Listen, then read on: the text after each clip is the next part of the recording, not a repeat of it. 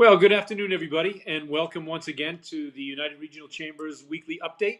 We try to bring on some interesting guests and some subjects and programs that are around the area.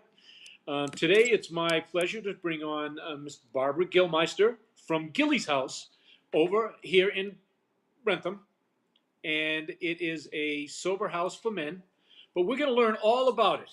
Miss Barbara, welcome to the show. Thank you very much, Jack. Thank you so much for having me on today. Well, first off, tell us, what is Gilly's house? So, Gilly's House is a nonprofit sober recovery house for men, ages 18 to 70 years old, and who are come from some kind of treatment program, who want to continue their lifelong recovery from addiction to drugs and alcohol. So it's not just limited to alcohol? No, No. no, it could be gambling. It could be, I mean, truthfully, it's mostly drugs and alcohol. Well, what prompted you to start Gilly's house? So we started this house in 2018. It is really an honor and a memorial to my son, Stephen. His nickname was Gilly from Gilmeister. And he unfortunately passed away from a drug overdose in 2016. We needed to do something really positive out of such a tragedy. And he loved living in a sober house. He loved the camaraderie, the social piece, the peer to peer. And so we said, okay, let's start a sober house for men. Oh, And that's how it started. well, on average, what is the profile of men who stay there?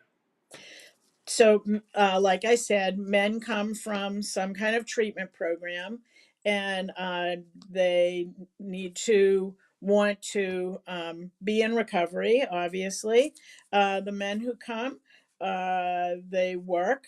It's residential. They live at Gilly's house, and they need to do something. They either need to work or they need to be going to school or something along those lines, but they need to keep busy. It's an AA based house, Alcoholics Anonymous. So we have meetings at the house. There are outside meetings.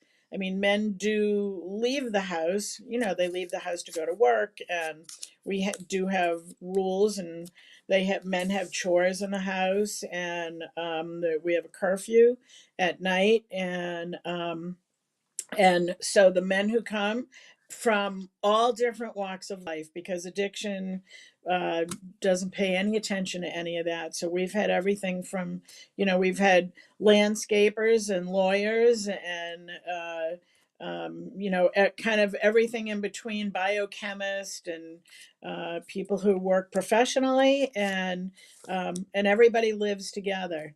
There are two men to a room, and because isolation is an issue with addiction, so we don't want anybody a single room, people just staying in their rooms. They need to be out and about, and like I said, they have chores and people do things around the house, and keep busy. All right. Well, you mentioned they have to come from a program. Tell us what do you mean by the program? Right. Good question. Men are usually coming from a detox, which lasts anywhere around 10 days. And then they go to a program that's usually about 30 days, like a Spectrum or McLean's. And it's really a chance for them to start to think about what they need to do to be in recovery. So by the time they get to us, they have about 40 days that they are drug and alcohol free. And their mind is just starting to get settled from all of that. All right. You mentioned earlier that you were a nonprofit. How does Gilly House get funded? Another great question. So I never realized when we started how much fundraising we were going to have to do. And the men do pay to live at Gillies. They pay right now, they pay $300 a week. And that really includes everything. And when I say that, I mean, when they come in the door, they get all their bedding, they get toiletries, they have Wi-Fi, they can park at the house because some sober houses charge for you to park at the house. and food. And we are so blessed to be supported by the surrounding community. People bring in people bring in meals 3 times a week. They sign up on our website on Sign Up Genius to make a meal. Sunday, Tuesday, Thursday, they either make a meal or bring in a meal, and all of that is included. Because we are a nonprofit, we also are eligible to get food from the Walpole Food Bank, and that helps supply that. But honestly, the money that the men pay really just covers our payroll. And when I say that, we are the only sober house that provides around the clock, 24 hours, 24/7 staff, paid staff who are in long term recovery, who are there for the men. We felt as though in order to have a really structured um, and supportive sober house, we needed to have staff that could help support the men and be there when somebody's having an issue, someone's having a problem. They really understand. So we're always fundraising. There is no government money for this. There's no insurance money for the men to pay their house fees. So there really is nothing. So we really have relied on the public, on corporations, on our own fundraising efforts. We're constantly doing something along those lines. Luckily, we have been really blessed, as I said, to be supported by so many people, so many high schools and groups and faith-based groups and corporations. We're very blessed.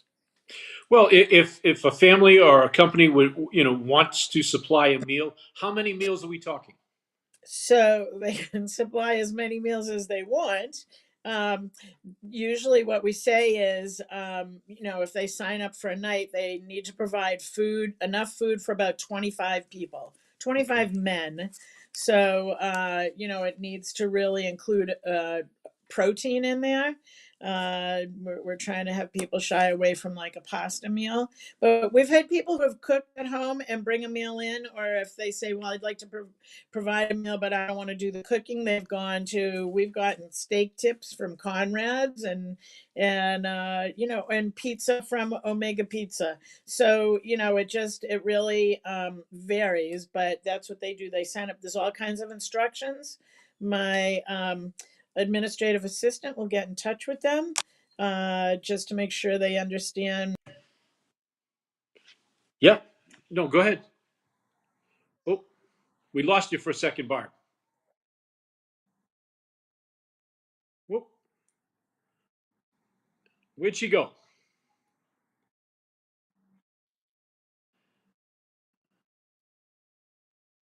Yep, there we are. Okay, Okay. good. Sorry about that. Yeah, because we can hear James too. Oh, okay. Yeah. So that's generally how that works. We also have had people, I mean, besides the obvious of donating money, I mean, we've had people who have given in kind. I need to say that our largest benefactor is Star Petroleum, who came to us when we first opened. Bob Sayre, the owner, came to us and looked in our basement to see what we had for heating equipment. We have 3 boilers, and he has given us all the oil that we've needed since we opened for free. So an amazing gift to us. I happen to deal with the family, Yeah, Mike Senior and Mike Junior, and they're just—it's a great family. They yeah, really are super people. yeah, definitely. Right. So, what makes you a little different from the other sober houses? So I would say first of all, the fact that we're nonprofit, so we have a different viewpoint on how we run things. For example, I had someone who was a for-profit come through, and he said, "Wow, some of your bedrooms are so big, you could put 4 guys in a bedroom." And that just isn't us. I mean, when you're trying to come out of your addiction, you don't need to be dealing with 3 other personalities in your bedroom. So that's sort of one of the obvious. There are about 180 sober houses in the state of Massachusetts that are certified by Mass Alliance for Sober Housing.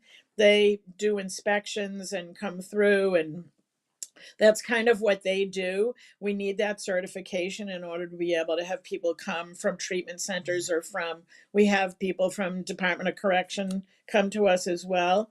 And in order to do that, we need that certification. But so what makes us different again is that we have 24-hour staffing, paid staff in long-term recovery.